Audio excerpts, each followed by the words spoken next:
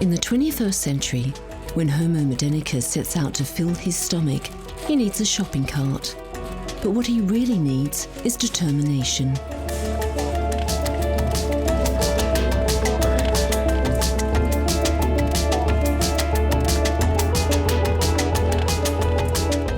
The variety of choices in each aisle is infinite. A supermarket sells an average of 8,000 product references. Whether you're in China, the United States or Europe, the supermarkets are overflowing with standardized products that are designed to please the stomachs of the world.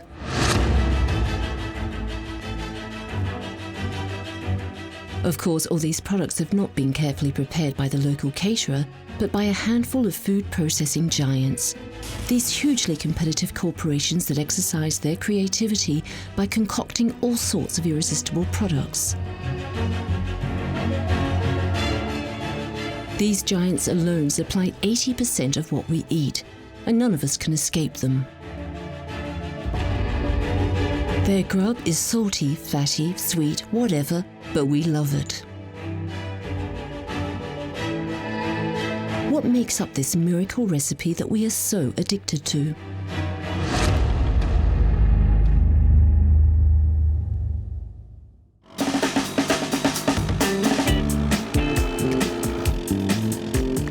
Here is Remy Burkhil, who will be leading this investigation.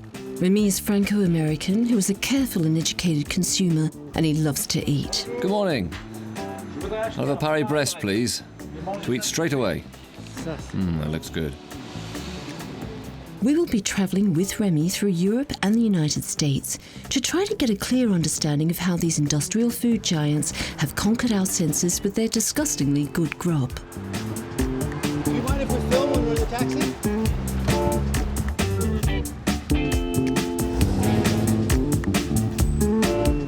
Remy was raised on hamburgers and French fries in America, the country where you can eat 24/7.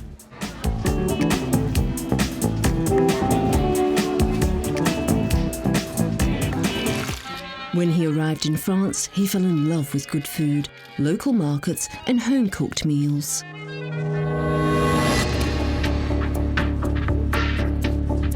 For the past 25 years, he has watched the junk food of his childhood, burgers, soda, and pizza, to mention a few, invade the tables of this old world. We all know the truth. It is bad for you to eat too much and to eat poorly. You can get sick or worse. Nearly 3 million people die each year from obesity-related health problems. We no longer eat what we need, we eat what we like. We stuff ourselves with bad food and go back for more. Why do we like it so much?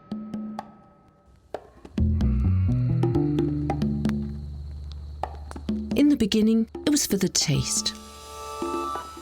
Our ancestors ate to survive. We, on the other hand, eat to satisfy our cravings. We no longer eat what we need, we eat what we like. If you want proof, just look at these Americans queuing up at this temple of sugar to admire candy artwork.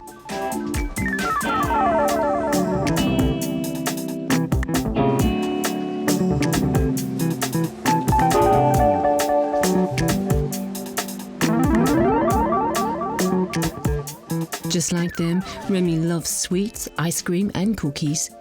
How did he fall into the cookie jar?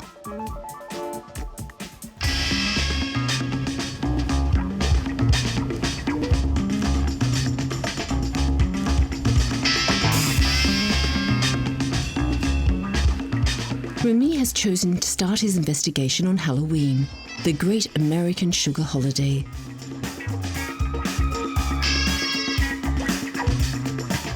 For the occasion, he has gone to see the person who helped educate his palate. So this is my mother. That evening, children dressed up as monsters petition the neighbours for their share of candy. It takes Remy back to his own childhood, and he is thrilled.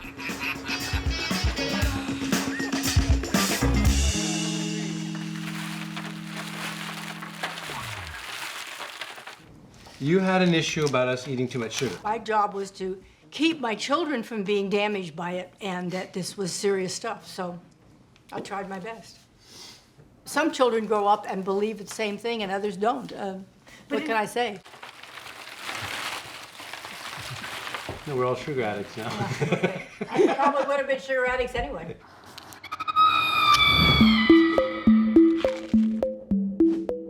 Parents can try their hardest to teach healthy food habits, but tough nuts like Remy will continue to swear by sweets and cream-filled cakes. This happens to be normal. It is completely natural to like sugar, but why?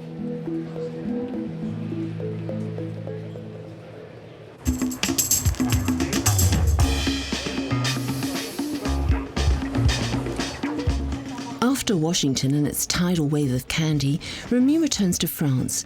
He travels to Dijon, to the INRA, or the French National Institute of Agricultural Research.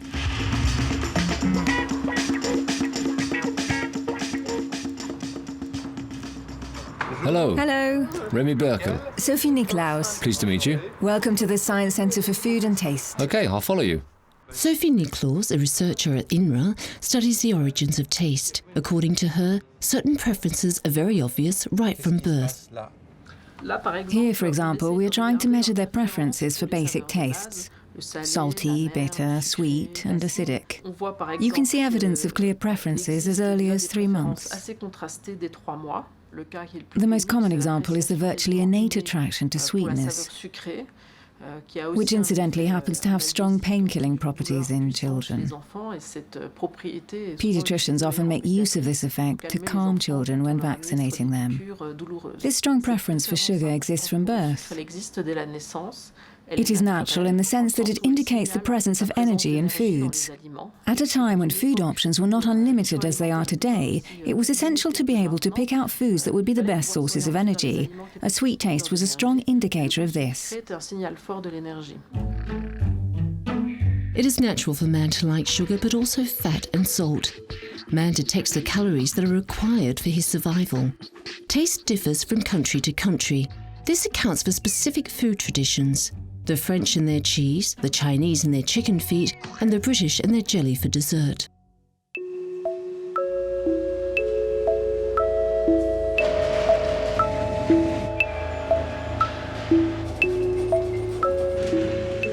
What we like to eat is no longer slowly simmered on the stove by our grandmothers, but by the food industry who manufactures and transforms 80% of what we ingest. All prepared and seasoned foods, from mixed salads to meat and fish dishes, canned foods, pizzas, quiches, cakes, in the fresh, dry or frozen aisles, are all industrially produced.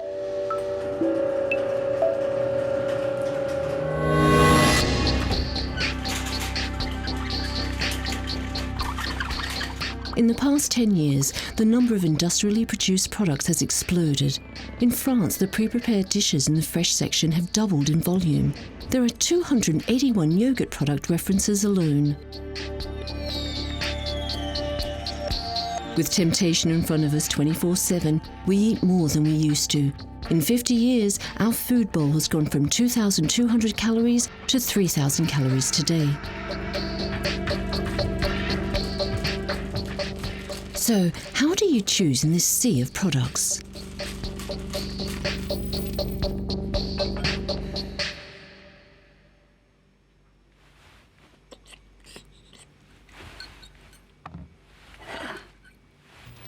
Taste alone does not fill our shopping carts. Appearance, touch, smell, they all come into play.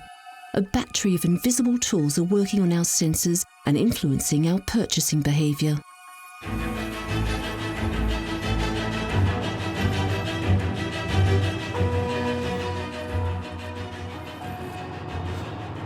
When we shop, our choices aren't dictated by taste only.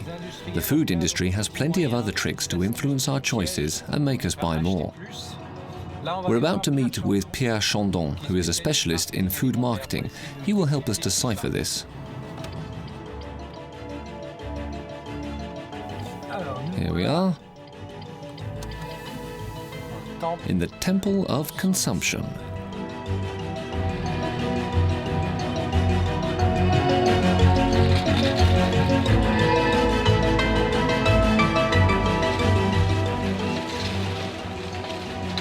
Hello. Let's go. I've come to see you because I'd like to understand more clearly how things work in a supermarket. How does the food industry push us to buy more, and what tricks are used on us consumers? It starts as soon as you enter the store. As consumers, we know about advertising. We know it is there to influence our choices. We also know that price is a factor, but for example, even the simple decision of whether to take a basket or a cart makes a difference. It is proven that if you opt for a basket and carry it close to your body like this, you'll be encouraged to make purchases for yourself, things that give you pleasure. I'm going to treat myself and grab that chocolate bar. On the other hand, if you go for a cart, you'll be pushing it in front of you. It becomes a sort of barrier. It helps us to resist temptation and motivates you to focus on fruits and vegetables. Today, we're going to look at all the things in the store that influence our buying choices without us knowing.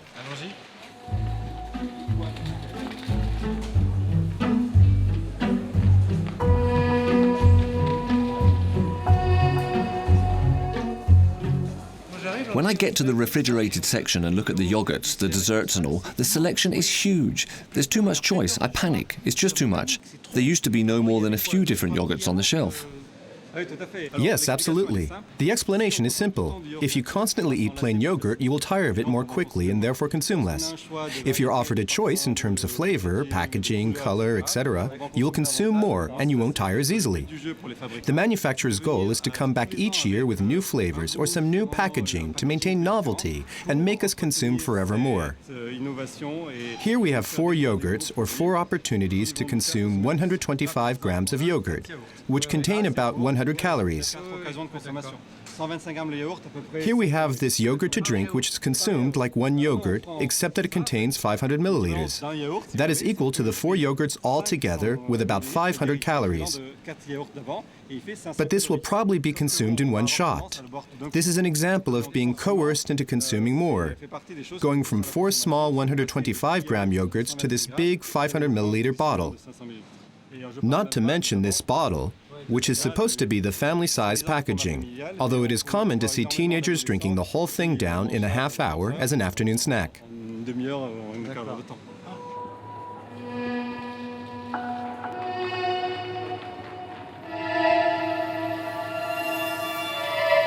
These are pre-prepared dishes?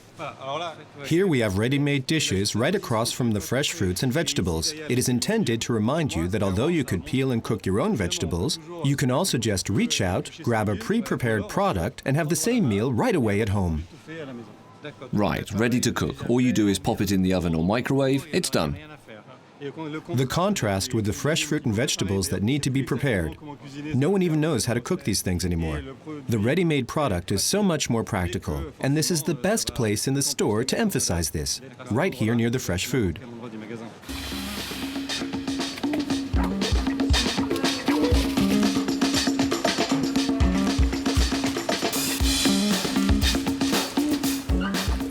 Before that product gets put out on display, the special miracle recipe needs to be perfected, the one that will keep you coming back again and again.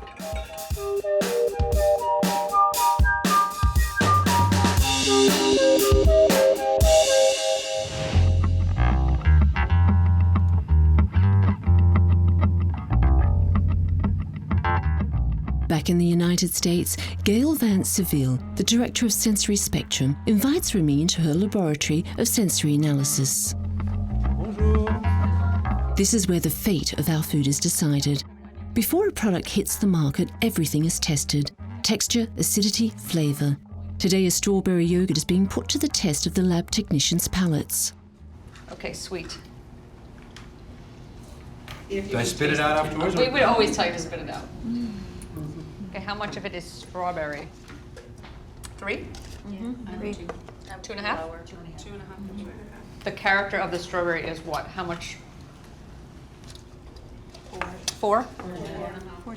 You do this technicity, all your different programs are this technical, right? Or even more technical? Everything for descriptive analysis is taken as detailed as possible. Okay. So for flavor and texture, we would probably also do appearance, especially if it's being tested with consumers as well, because they often react to the way things look, way before they ever react to the way things taste. Nice. And do you do this like in your everyday lives? Do you set aside tasting things and that's You do. You really do, yeah. You're often asked when someone like your husband or your, whoever you're dining with knows what you do, and they'll say, "What is that weird thing in your food?" And you have to say, "Do you really want to know?"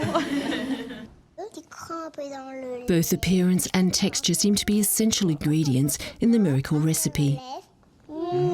T'es pas obligé de dire moi je peux pas m'empêcher.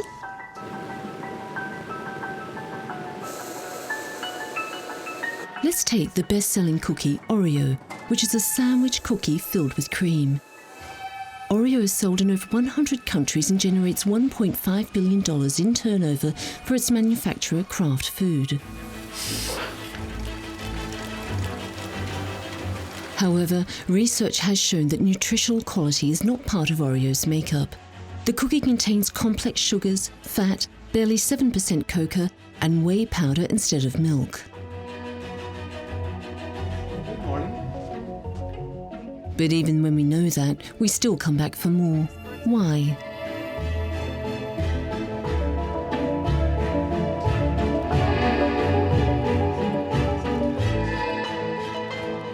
What's funny to me is Oreo cookies, which are one of my favorites. What makes me want to eat those things? What elements do you think that make us really want to come back to a food? Why is this so great? Yeah, why is it so great? Why is an Oreo cookie? Have an Oreo cookie. But what makes this an interesting product is, going back to the texture experience, it's got interesting flavor combinations, but it has the contrast between the creamy center and then the crispy, crunchy outside. And so you're biting into the cookie, and unlike just having a plain sugar cookie where you have to do all the work to make it wet it down, the fat is there to help you wet it down. And then you're getting the vanilla sort of from the center and the chocolate from the outside coming together in the flavor. And so it's a very nice combination of factors. So the art of this is to develop flavor combinations and texture combinations that work together so that you're not left with this aftertaste or afterfeel or residue of stuff in your mouth. So you have to have something that is palatable. So between Explain the word palatable, just before palatable meaning that people will consume it and that it's actually edible and well-liked by people so that they're craving it or really like looking for it. So let me take this back. These are my cookies. You don't keep my cookies. No one is able to resist the products tested by this taste guru who leaves nothing up to chance. Even Remy fell into the trap. Every year, the food industry spends $3.5 billion on research carried out by labs like Sensory Spectrum. That would buy a whole lot of tap dancing lessons. Oh, it's my pleasure. Okay. Ciao. Have a very, very nice trip.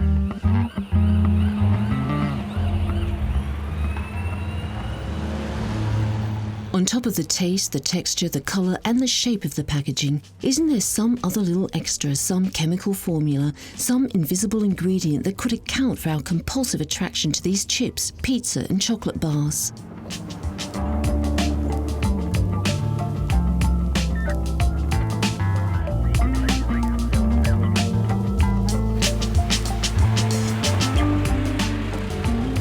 Remy sets off for Yale University, where Kelly Brownell studies the impact of poor eating on our organism.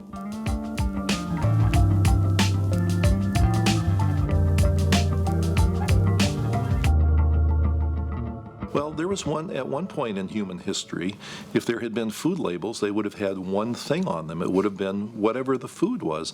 And now there are 50 different chemicals, lots of different sugars, colorings, flavorings, preservatives, and these things fool the brain. The human brain was never designed to handle this chemical onslaught. And so the foods have been stripped of things like fiber that might have given you some sense of how much you've had and make you feel full. And a lot of things have been added to them that maximize their sensory properties. And they explode in this burst of sensation with flavor, with smells, with colors, and you're entertained by the food in a lot of different ways. And that maximizes the sales of the company, but it also seems to maximize disease in many cases. Amongst these 50 different substances, there is one that stands out above all others: sugar. We have already seen that the consumer is naturally attracted to sugar. Therefore, industrials gladly add it to everything in its many forms. In the last 50 years, sugar has become the star of the kitchen. In the past 30 years, its worldwide consumption has tripled.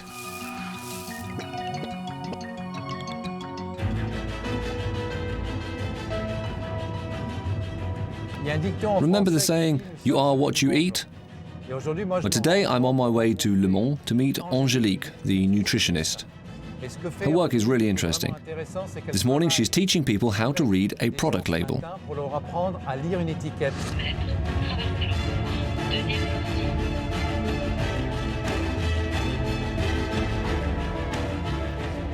Angélique Aubert, nutritionist in Le Mans, helps people understand and master the contents of their shopping carts. She even gives classes in label reading for those who are really lost.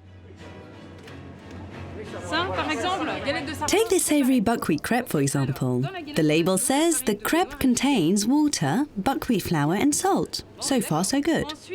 Then there is the bechamel sauce. That's where it starts to get complicated. Then wheat flour, vegetable fat in the form of coconut oil, which is a saturated fat. Then there's the wheat starch, modified potato starch, which is far from natural and is metabolized by the body, just like sugar. Then we have powdered milk, dehydrated butter powder, and glucose syrup. What is glucose? Sugar? Sugar! That's not good, is it? I've skipped the milk proteins, the spices, and all the rest. Since we met, I've stopped eating sugar. That's very good. Is this something you eat? Let's look at the ingredients. That's what we're here for, right? Sugar. Do you put sugar in your vinaigrette? After the practice comes the theory. Let's summarize. Take a list of ingredients. The shorter it is, the better. Look for the presence of sugar in all of its forms, okay? Definitely eat less fat, less sugar, less salt. Please avoid sugar, and it's everywhere, in everything. Fat was singled out because it was thought that fat made people gain weight. It's not the only factor. You really must watch out for the sugar contained. I was just telling Remy that in 1830 we had 5 kilos of sugar per person per year. 5 is not that much. And how much do we eat today? 18? 20? 50? 50. That is an average. In 2010, we consumed 50 kilos of sugar per person. This is why you must keep a watch out for sugar. Easier said than done. The food industry has taught us to like sugar from day one.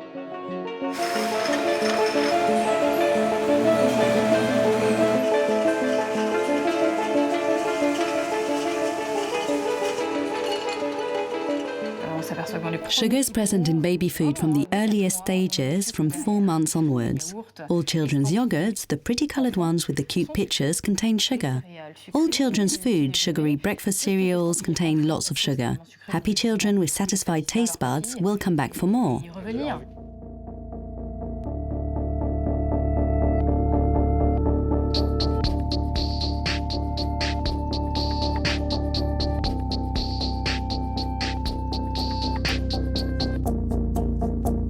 When you overload on sugar from an early age, what are the consequences later on in life? Can processed foods lead to addiction?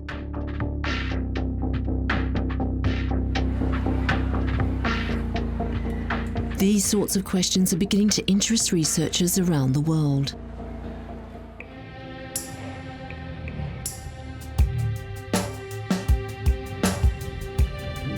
Now we are back in America, where Remy is about to share a cookie with Ellie Krieger, clinical psychologist at the University of Michigan.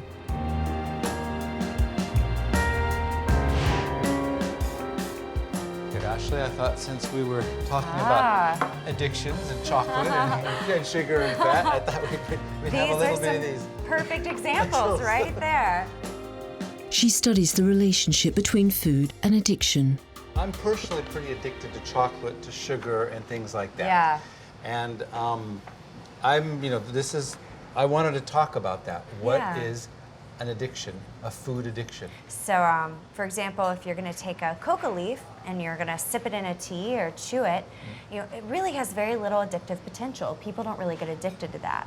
But if you take it into a lab and you strip it down so it's much more potent, and then you increase it so it really hits your blood and your brain really, really fast, you have cocaine, and it becomes much more addictive. So if you think of what we've done with our food in the last couple decades, we've taken things like sugar and fat and salt that are already really rewarding, and we've stripped them from their natural containers, and we've increased the amounts that are in foods like this. And so now these have such high amounts of sugar and fat and salt, more than our bodies have ever been able to kind of manage before. And yes, they really kind of spike your brain, get it really going when you have that first bite of chocolate. Have some chocolate. Ah, yes. A little bit of chocolate. See, that one's got salt, you see? Oh, this one has so salt on it. Okay. Yeah, so that's like the perfect trifecta of the sugar and the fat and the salt. If fat, sugar and salt tickle our pleasure centers, can we actually say that these substances behave like drugs?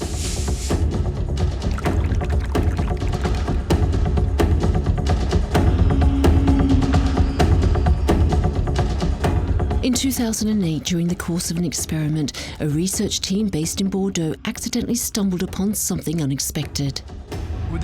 We were not initially interested in sugar. Our primary objective was to understand the neurobiology behind the cocaine addiction. In order to do this, we decided for the first time to offer the animals a choice between cocaine received intravenously, which are highly addictive means of intake, and a reward option that would be naturally ingested. And we chose a sugary beverage as the reward option.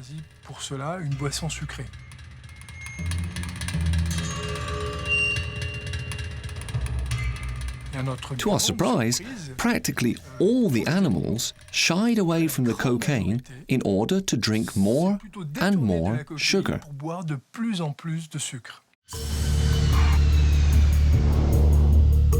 So when man savors sugar, is it having a drug-like effect on him? Scientists at the University of Oregon have decided to find out using brain imagery.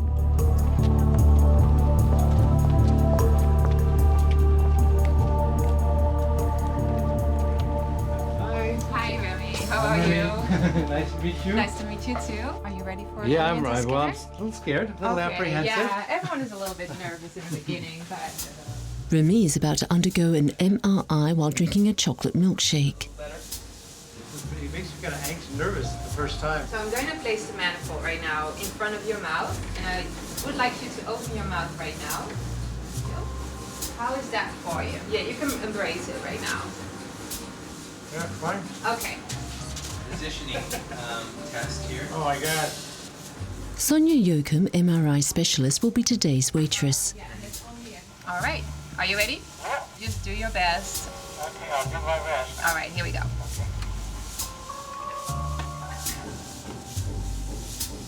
After 45 minutes of testing, the zones of the brain that have been activated by sugar begin to appear on the screen. Okay, well, let's move on. Let's see what happens. I want to see if I'm a real addict here. So let's show the images where you actually received the milkshake. Am I lighting up? Yes, you definitely light up. There are some areas that we know that light up during when you receive very palatable food, very like tasty food. So here we definitely see caudate activation, right? Big reward area.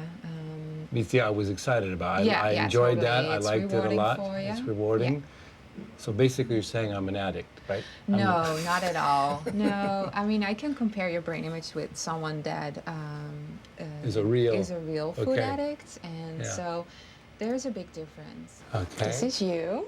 Uh-huh. And this is... It's like an explosion of... Yeah. So it's all over. So it's a big difference. Like you, she also shows reward activation, but it's much bigger. It's There's spread a lot out. more activation. It's impressive. But when you say food addiction, you say to you that exists. It definitely exists, yeah. With brain imaging, you can't really hide it. I mean, if someone gets a chocolate milkshake, your brain just lights up. Yeah. So it's a lot more objective compared to a questionnaire, for example. If sugar activates the brain's reward zones just like a drug, then it stands to reason that one could develop an addiction to sugar. First, you consume a bit of the substance, then you abuse the substance, and one day you can't live without it.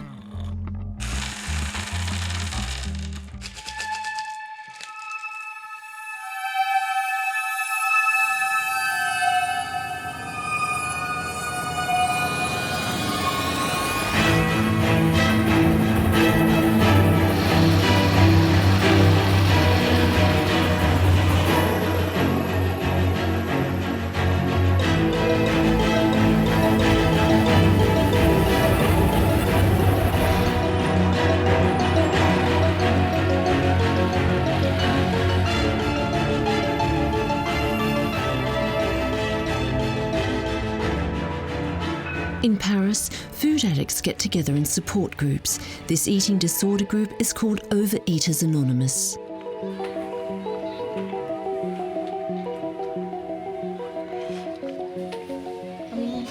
Hi, I'm Marie, former compulsive eater. I'm new to the program, but I've been abstaining for 41 days. I eat 3 balanced, moderately sized meals, and I don't eat in between. It isn't always easy, but it is a new life for me. Lots of emotions rise to the surface, a lot of sadness, because I think that food calmed me down quite a bit. The snacking calmed me down. Today I've eliminated all that, and I have had to accept to go through some tough times. Sometimes I miss food, certain foods, and I obsess about sweets. What I wanted to say is that I can't stay clean. I eat even if I'm not hungry, just because it's in front of me, because I can, because someone in a shop offers me a taste. And I get such pleasure out of it. This may sound incredible, but I prefer eating to sex. People say to me, "Eat an apple." I'm sorry, but I have absolutely no desire to eat an apple. I want a sugar high. I want something that gives me a boost, because I can't live without it. Thanks for listening. If we can all potentially become addicted to food, how should we feel about the manufacturers of all this processed food?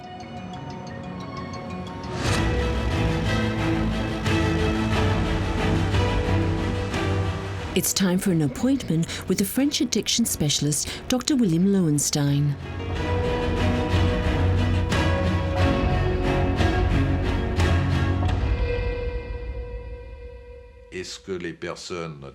The goal of those who work in the food industry is to sell, not to save humanity. Of course.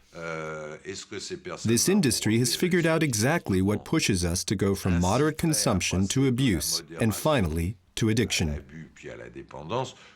Yes, there are certain substances that we can wonder about from this perspective, such as sugar, salt, fatty acids. Those substances that are more addictive than others. These industrials, just like drug dealers, need to develop customer loyalty. So yes, they focus on salt, sugar, fatty acids, even colors to hook their customers, who we see as patients.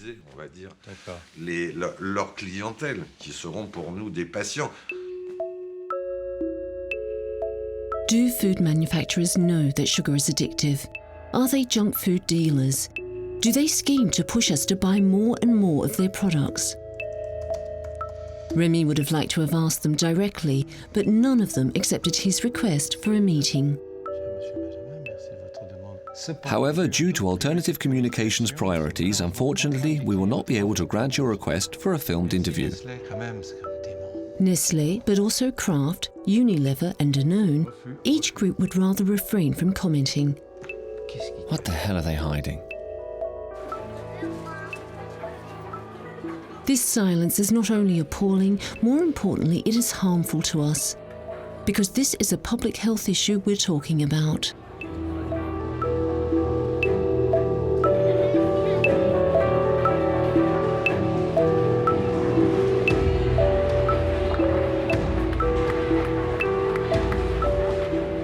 1.4 billion human beings are overweight. That number is higher than world hunger. There are now 5 million obese people walking this planet, a figure that has doubled over one generation. These excess pounds are the cause of many illnesses, such as diabetes and cardiovascular disease. The problem is so serious and widespread that the United Nations has begun to get involved. In Geneva, at the United Nations Human Rights Council, Remy is meeting with Olivier de Schutter, United Nations Special Rapporteur on the right to food. Mr. de Schutter's job is to make countries aware of this public health issue.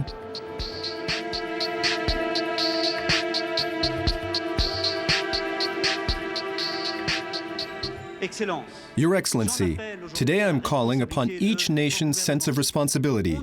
We can no longer allow ourselves to be satisfied by the food industry's empty declarations. A systemic problem requires systemic solutions. But the solutions are slow in coming. Our goal is to mobilize governments on this issue.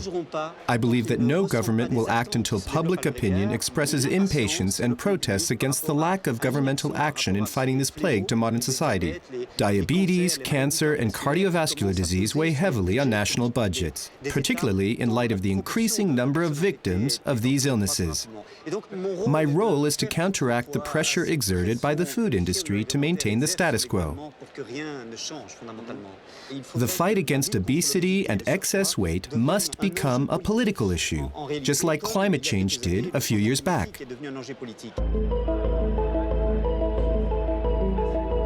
What policies should be implemented to fight against obesity?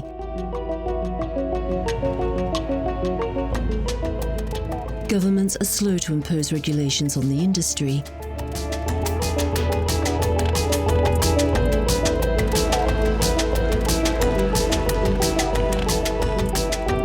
Yet, simple and efficient systems to inform consumers do in fact exist, but the food industry refuses to set them up. Hi, Remy Burkhil. Monique Goyen, nice to meet you. Welcome to the book. Monique Goyen, Director General of the European Consumers Union, has been fighting to get Brussels to require traffic light symbols on all food packaging. Monique, can you explain the traffic light idea to us, please? It works like traffic lights in the street. A red light means stop. This contains lots of sugar. The green light means this is okay to eat. And the orange light indicates that the product has a high fat content. Unfortunately, the system applied by the European legislator is not this one. He implemented a much more complicated one that is difficult to understand for the consumer and not very visible on the packaging. But why did the Eurodeputants vote against your proposed system? They were under an enormous amount of pressure from the food industry. An armada of consultants invaded the European Parliament. The issue was over-lobbied. Certain Eurodeputants even complained. There was huge pressure and threats of job cuts and delocalization were used as leverage. Some say that €1 billion was spent on counter-research to block the adoption of a traffic light warning system, whereas this is the one that would orient the consumer towards healthier food options. I thought this system was in use elsewhere. Yes, it is used voluntarily in Germany, and it exists in Spain and Portugal. So all in all, certain supermarkets that value their customers consider this warning system useful and have decided to adopt it on their own. So why isn't it applied throughout Europe? Yes, why is that? Do you have the answer? I think that the food industry is afraid of change. It is scared that a system will be forced upon it and that the consumer will begin to understand what he is eating. Votre corps est une planète, fragile. Son équilibre peut être menacé. Il faut le protéger. It's not so easy to properly inform the consumer. Manufacturers prefer to emphasize aspects of their products that are beneficial to our health. Je mange bio de Danone. Des études ont montré que bio aide à réguler le système digestif. Les nouveaux BN sont aux céréales complètes, donc ça donne de l'énergie. Le geste qui aide votre corps à être plus fort. But apparently many of these advertising slogans are just for show. The food industry spends a lot of money on advertising that claims their products are good for your health. Are these claims true? Some are, some are not. What is sure is that there are way too many that are not founded. But the products are still on the market. The consumer is therefore misled into believing certain things about a product's features. In fact, the European Commission has started to clean up these product claims. Out of 2,000 requests for health-related product claims, 80% were rejected.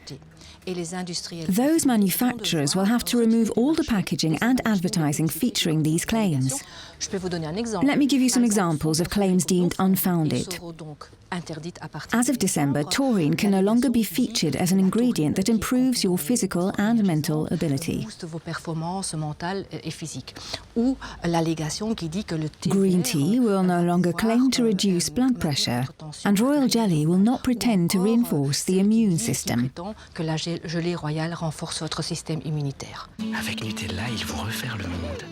Et pour refaire le monde, il leur faut un petit déjeuner idéal. 2 tartines de Nutella, c'est le bienfait des noisettes. Et avec un bol de lait et un jus d'orange, c'est tout à fait équilibré pour un petit déjeuner idéal. Nutella, chaque jour. In the United States, where the food industry lies, it finds itself in a court of law. I thought it was at least as nutritious as peanut butter, maybe a little bit more, and that was just the impression I got from the commercial. I thought it had some health benefits. It clearly doesn't. In 2012, Ferrero was found guilty of false advertising and had to pay $3 million in damages to Nutella consumers. In France, we're not accustomed to these kinds of lawsuits. Remy is going to interview William Borden, a corporate lawyer. Do you think that over the next decade we will see lawsuits against food industrial groups in France? Each person, each consumer is in theory free to decide what he consumes, in what way and how often. However, it does seem plausible that these industrials might one day face legal action in the event that they have knowingly concealed from the consumer the intentional presence of certain ingredients in their products that are known to generate addictive behavior. We contacted them several times, in France, in the United States and in the Netherlands. No one accepted to meet us. The stakes are high. The more these companies communicate on their virtues, the better they become at perfecting dissimulation strategies. It will become practically impossible to identify and access proof.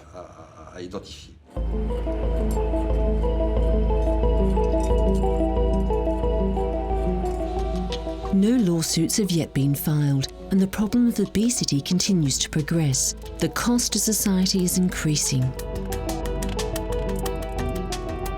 Jacques Lalerne, Director of Risk Management at the National Health Insurance Bureau for the Sarthe region, spends his days analysing this problem. What we're seeing today in France is a major increase in chronic diseases.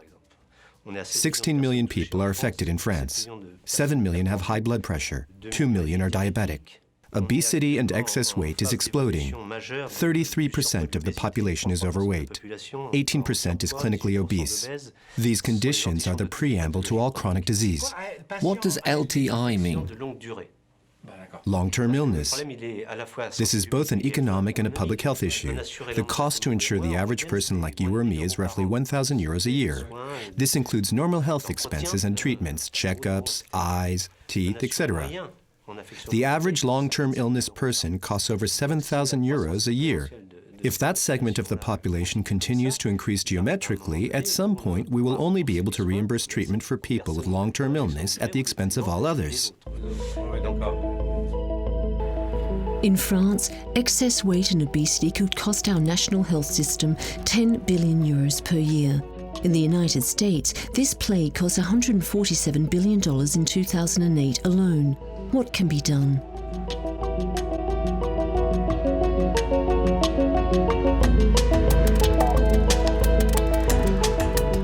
This issue must take on a political nature.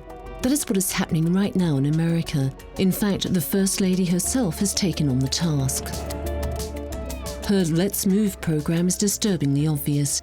Reintroduce gym class in schools and vegetables in the cafeteria menus.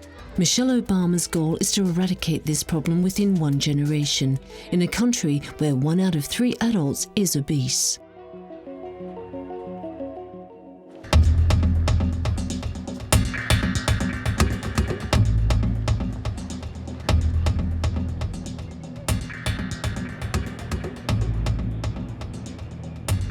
In Europe, some countries have adopted more radical methods. Remy is meeting with Christel Schaldemose, a Eurodeputee from Denmark. For the past 2 years, her country has been taxing everything that contains too much sugar or fat.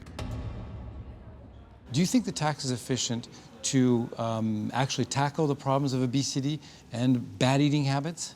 I believe in using economic tools to change behavior, but maybe we could do it in another way than we did it in Denmark. But I believe that unhealthy products should be more expensive and healthy products should be less expensive. I believe in using these kind of tools, but it must never ever stand alone. We need to use other tools as well in order to help the citizens to become more healthy. How did the big agro companies respond to this tax? Did they like it, not like it, and what did they do? They hated it, definitely. They were not happy at all. Of course they were against. Why didn't the agro companies like this tax?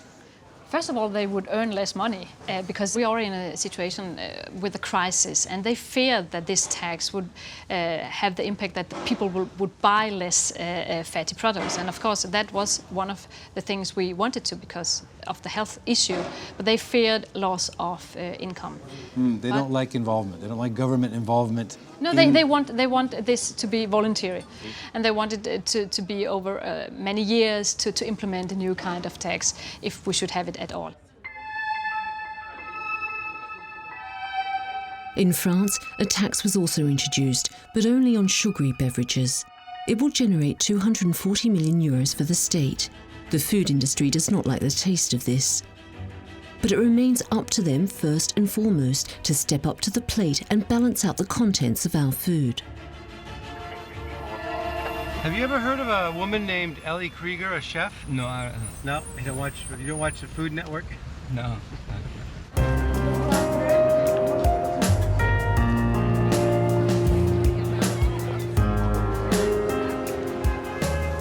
Here in this outdoor market in New York on a lovely autumn day, Remy is meeting with Ellie Krieger, who hosts a program on the Food Network.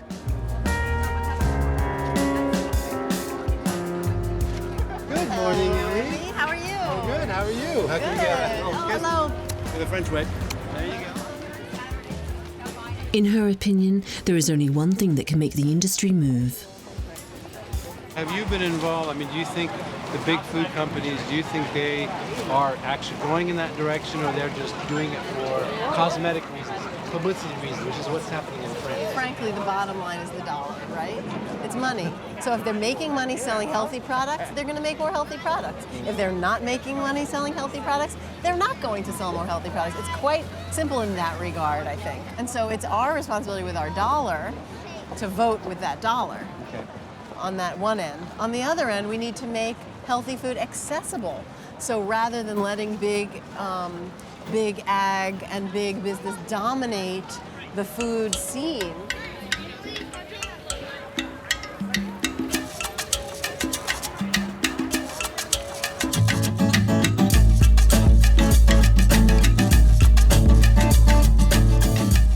To round up this investigative report, Remy wants to interview Joan Gusseau, one of the first nutritionists to have sounded the alarm over 40 years ago.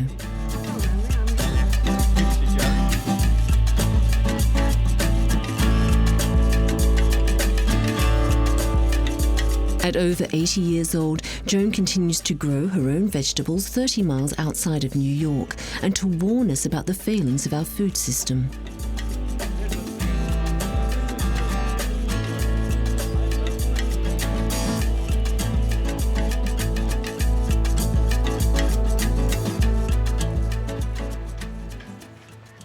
You know, there were 800 items in the supermarket when I was born. I mean, there wasn't this. It all came after World War II. And all this proliferation of products. I was just horrified. You know, all those breakfast cereals with marshmallows and stuff in them, all that crap. There was just so much stuff that was not food as far as I was concerned. And I remember talking about the fact that here we were selling We were selling to children a diet which we knew we would have to tell adults not to eat. So why were we doing that? And of course, those were the children that are now the adults that are now having diabetes and heart disease and all this stuff and obesity. As a result of that, I mean, what did we think was going to happen, you know? How do you demonize the big food companies? Because they're only out to make profits. They don't really care about your health, and they're not your doctor. They're saying it's your personal responsibility to control yourself. How do you feel about that? Well, this is the dilemma we've created by creating a society in which we say, quote, free choice is the most important thing.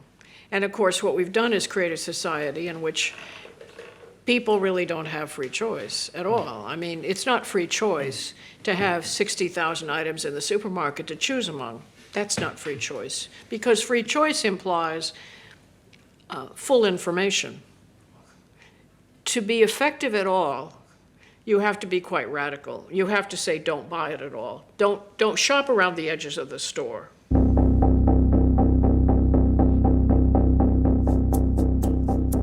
That is quite radical, considering it is hard to fill your refrigerator without going to a supermarket.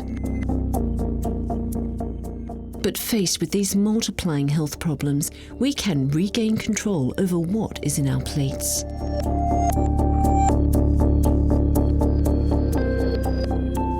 We can force the food industry to reformulate its products and not simply wait for legislation to be adopted. I tried to kick the junk food habit to stop eating hamburgers, so now I'm eating these things. Just touching these vegetables makes you feel healthier.